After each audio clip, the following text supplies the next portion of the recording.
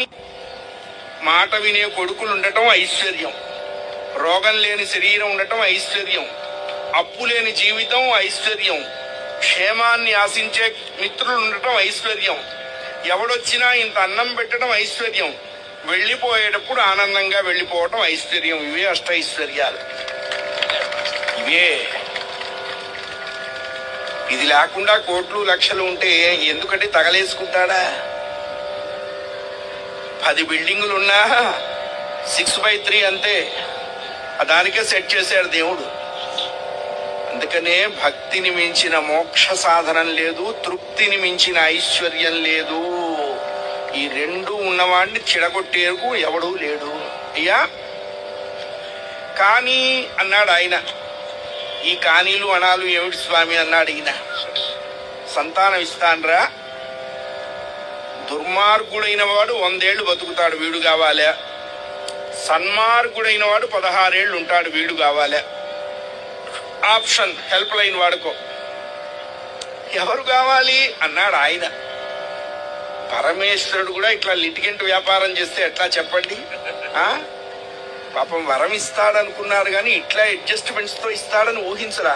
వెంటనే మొగుడు పెళ్ళాం కొంచెం దూరంగా వెళ్ళారు. చూడండి, ఎదురుగ్గా ఆది దంపతులుంటే ఇంటి విషయం వాడని. మాట వినే కొడుకులు ఉండటం ఐశ్వర్యం, రోగం లేని శరీరం ఉండటం ఐశ్వర్యం, అప్పు లేని జీవితం ఐశ్వర్యం, క్షేమాన్ని ఆశించే మిత్రులు ఉండటం ఐశ్వర్యం, ఎవడొచ్చినా ఇంత అన్నం పెట్టడం ఐశ్వర్యం, వెళ్లిపోయేటప్పుడు ఆనందంగా వెళ్లిపోవటం ఐశ్వర్యం. ఇవే అష్టైశ్వర్యాలు. ఇవే. ఇది లేకుండా కోట్లు లక్షలు ఉంటే ఎందుకంటే తగలేసుకుంటాడా? 10 బిల్డింగులున్నా 6/3 అంతే, దానికే సెట్ చేశాడు దేవుడు.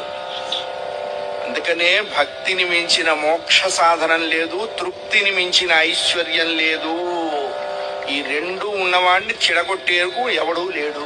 అయ్యా కానీ అన్నాడు ఆయన. ఈ కానీలు అనాలు ఏమిటి స్వామి అన్నాడు ఈయన. సంతానం ఇస్తాన్రా, దుర్మార్గుడైన వాడు 100 ఏళ్లు బతుకుతాడు, వీడు కావాలా? సన్మార్గుడైన వాడు 16 ఏళ్లు ఉంటాడు, వీడు కావాలా?